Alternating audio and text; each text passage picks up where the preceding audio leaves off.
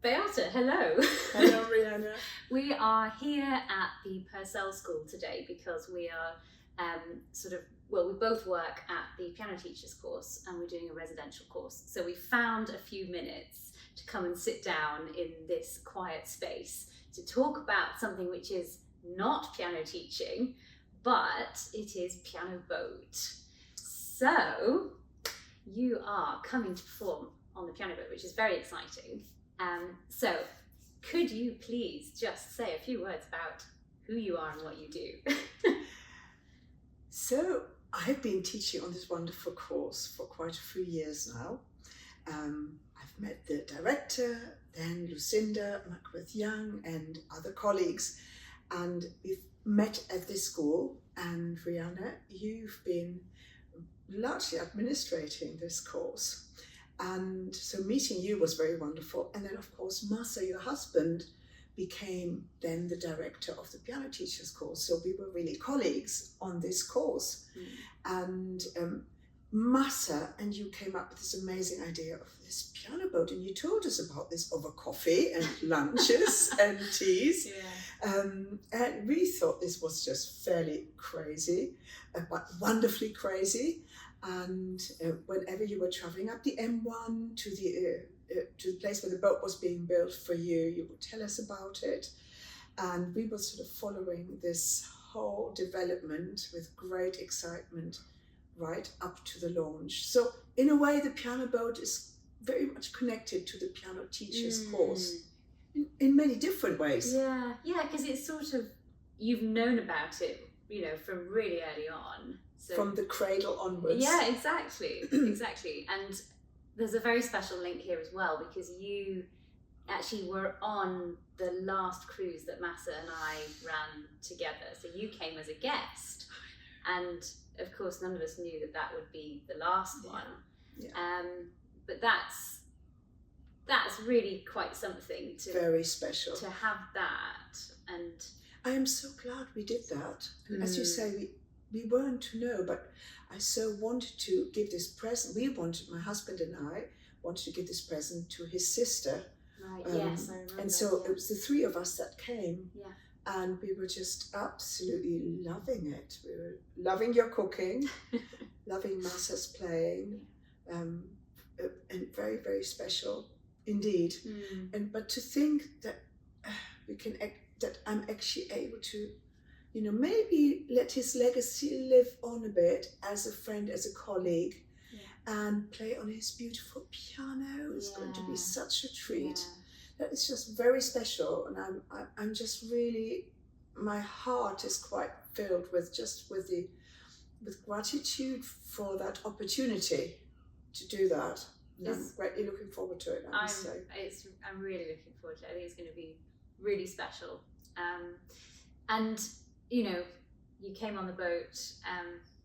What was it? It would have been 18 months ago now, or just over 18 months ago, as a guest. When I asked you if you would come and play, how much of that experience was kind of going around your mind when you were thinking about your program, and how did that sort of inform your planning? Well, my central piece is actually a piece that, knowing this boat was being created, came into being. I've always wanted to play it, but this piece is called Barcarolle, so it's a boat piece, a very, very beautiful piece by Chopin, and not knowing I would be playing once, because of course Masa was the pianist of the boat, it's his boat. But I played it and Masa listened to it. I played it here as part of a series of musical moments that we do in the piano teachers course. And Masa was there listening to it. I think he enjoyed it. But I sort of, almost as if I had it in the back of my mind, oh yeah, Masa and this boat and this Barcarolle. Yes, let me learn it. And of course, during COVID, we had a lot of time to practice, and that's what I did. Right. And I will play that piece on his boat, on your boat. That's really special to have that kind of that theme. I think that's going to be really nice. And I think the idea of water, is nice. I mean, I could have done a whole raft of pieces. Liszt, Debussy, or wrote a lot about water and water-related themes.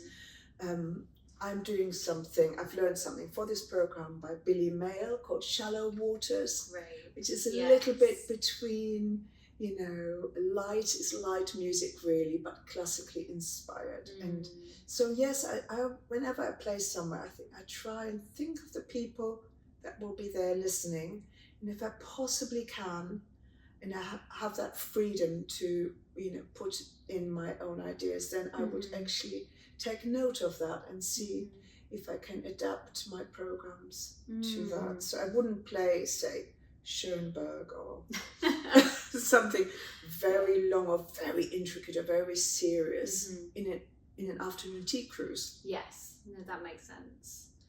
So that's interesting, because I was going to ask you, and maybe you've kind of addressed this already, but how much of the program, or how does the program reflect your own interests as a musician? Because you've talked about how it's sort of related, you've chosen it because it's on the piano road. Yeah. But then how does that relate to you as a performer? Well, I'm doing a lot of work on Bach Preludes and Fugues, recording them for the Online Academy as the step into the 48. And so I definitely have to do a little bit of Bach at the beginning. Of course. But I tie it in with other things, like I've quite often played a program called Variations on a Theme. So like for an evening recital, I would have done all different sets of variations. I love that. And so and one of my favorite ones is the Schubert B flat major variations, the impromptu, and then choosing B flat, and great, and I think B flat and the B flat prelude and fugue that can run into each other, a little bit of B flat from a partita, which is so, I almost do a little classic FM, you know, when they do these evening programs where the pieces flow into each other. And again, the idea of flowing is there. That. So not clapping in between, you know, this is the end of the piece, and now we do another piece, but more building up an atmosphere of B flat major. No, I love that. I love that approach to programming. And is that something that you sort of do with a lot of your programming? Well, I play, for example, recently I played in a retirement home near us, where we live in the Midlands. And so I knew there were older people, but quite educated, some of them. So I would also there do that a little bit, not quite the flowing into each other, but I would tailor the pieces. Well, I've said this before, haven't I? But to the audience that listen to it. But no, I think flowing into each other may quite well be the first time I'm doing that on the boat. Because it's only something that even Radio 3 is now doing. Right. They are doing these, you know, big chunks of music. Yeah. Say, where's the announcer saying what this was? No, here comes the next piece. Yeah. So I'm on a wave. I like that. That's got a nice water theme to it. Water theme. That sounds good. And I think, you know, with this kind of style of concert, that works quite nicely because it's short, isn't it? It's kind of short and sweet. Yeah.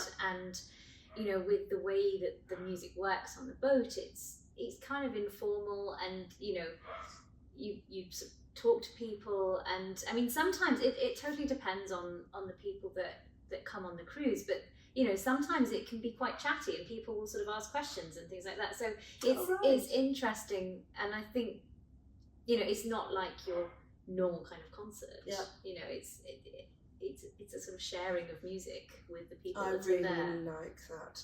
I remember even as a young player, when I set out, you know, doing concerts after being a student, just chatting to the audience was always something important to me. And it was not many people did it then. It was certainly not encouraged in the conservatories. Or no, it wasn't discouraged, but it wasn't taught. Right. Say, it wasn't a point, you know, to do this. But I've always liked it, and just the connection to the audience is lovely. That's why I'm really looking forward to it again, for that reason. Yeah. And the Chopin, of course, I love playing Chopin.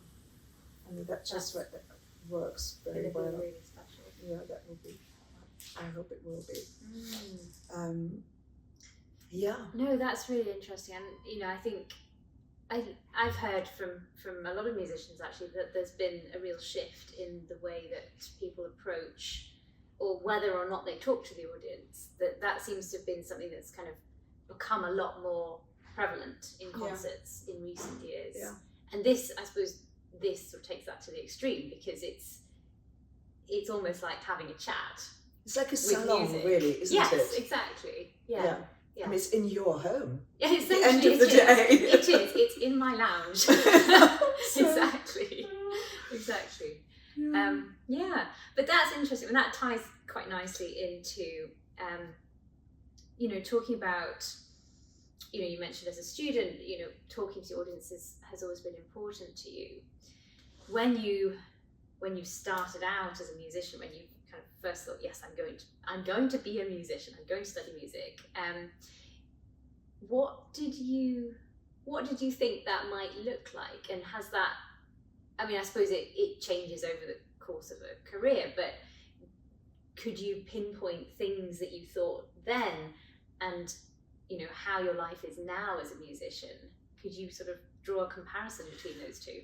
Well, I started as my training as a piano teacher, because that's what you can do in Germany. Okay. You can actually go in conservatoire, so right. good level, Yeah. but on the teacher strand. So I've always enjoyed that. But then I did quite a lot of chamber music, and then I did more and more performing, and lived in Africa, had a lot of performing opportunities, started playing concertos more, and built up a relationship with my orchestra in the Midlands. So played loads and loads of concertos over the years. Right. But I've always loved teaching. I've just loved the energy that comes from children and young people in particular. Right.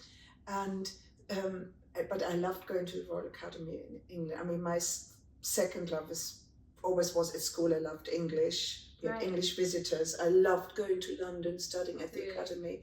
And something very beautiful has happened just this past week, because one of my pupils is only 11.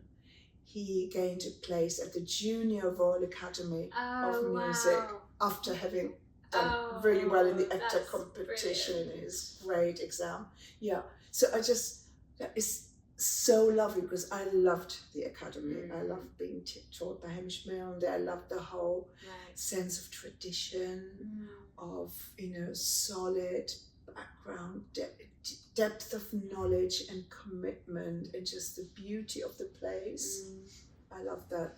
And now this young lad who's a pupil will step in. I think he might become a composer. He's really good at improvising as well as performing. Brilliant. And I think the improvising probably got him the place, because he just said at the end of his audition, he was asked, "Do you have any more questions?" He said, "Would you like me to improvise for you?" Oh my gosh. That's a dream question, isn't it? A dream question. They couldn't possibly say no. What is your favourite key? D flat major. Oh, brilliant. Can you give me a little melodic idea? And off he went. Wow. I think that must have wooed them. That's brilliant. So he's in a good place, and So I think I've always been a teacher, performer, teacher, and they've always nurtured each other. And I always love playing to my pupils, so I want them to hear a good sound and be inspired by that. That's really interesting. Right, I didn't know that you sort of started out on the teacher side of things. That's really interesting. Always enjoying playing, but and the two, they must. I mean, especially having that experience of performing as a teacher is so valuable, because you can, pass that on to your students. Yeah, and that's really important.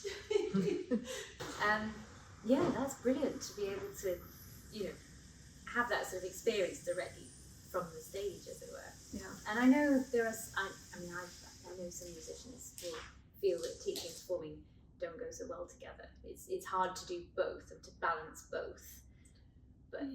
But I mean, it depends how much you do and what type of performance, and how obviously it's got to be balanced also with family life and things. But that's why it was so brilliant when Masa was. I mean, he was such an incredible pianist, so wonderful. Also a dedicated teacher. And that's, I think in this course you have these things coming together in a most beautiful way, I think. Yeah. So I've really enjoyed teaching on it, and and doing the odd musical moment. Yes. Yes. Well, I know. I mean, everybody loves those because it's such it's a sort of a moment of respite in the day. Indeed. A busy day.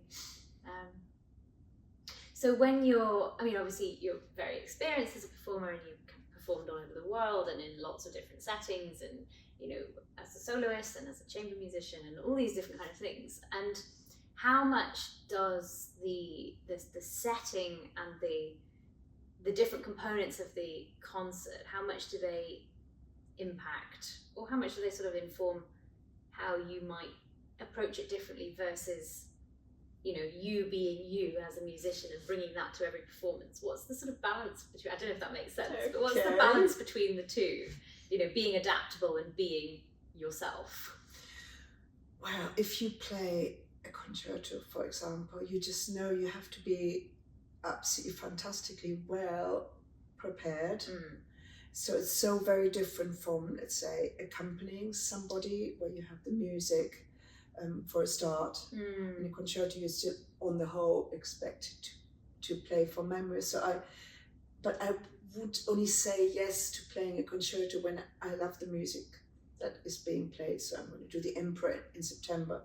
I know I just love Beethoven as well as Chopin. So I'm going to really enjoy practicing. I need to be enjoying spending the time with the music.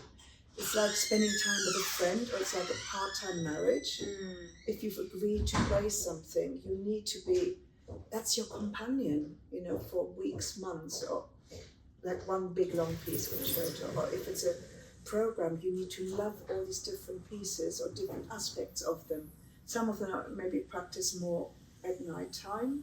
Right. And some I would practice in the morning. That's I would do the same thing at every time of day, or make time for it at certain times of the daytime. I love that. I've never come across that before, practicing different pieces at different times of day. That's so interesting. Yeah. I mean, maybe it's a silly question, but why do you do it like that? Just, it inspires me. I mean, I have a beautiful piano that looks out into the garden, for example, and when it's really light and there's bushes, there's birds, there's all the stuff in the window, and I quite often practice without looking at my hands. Right. When I'm, when it's memorized, and just looking at the light and the sunshine when it's sunny. Yeah. Just is really inspirational. Then I choose that particular piece of a program to practice at that moment. Or at night time when it's dark, I would just do slightly more introvert things. I would do more things that need lots of repetition, or certain, sections need polishing because they're technically or musically challenging. I do my workhorsey things more at night time, I must say. Right. Yeah. Right. That's really interesting. I love that. Okay. So when you come to play on the boat, it's an evening cruise. And it's 5:30. Now, because it's May, it will still be light. Yeah. But it will be kind of dusky by the time we get back. Very special time. So I wonder how that might impact on the music, the sort of the changing light. Because, we'll have all the curtains open and you'll kind of see it. It won't be quite like in the winter where it's properly dark by the end. But, by 9:30, it could be quite dark. It could be quite dark. I think I should have a nocturne up my sleeve to play in the dark. Maybe. That would be really special. Yeah. Yeah, no, really looking forward to it. So it's going to come around very quickly, isn't it? It's only about 4 weeks off now. Yeah. Really looking forward to it. Exciting. Yeah. It'll be great. Thank you so much. Thank you so much for agreeing to come and play. It's going to be a very special occasion, I think, and no doubt more to come in the future. Hope so.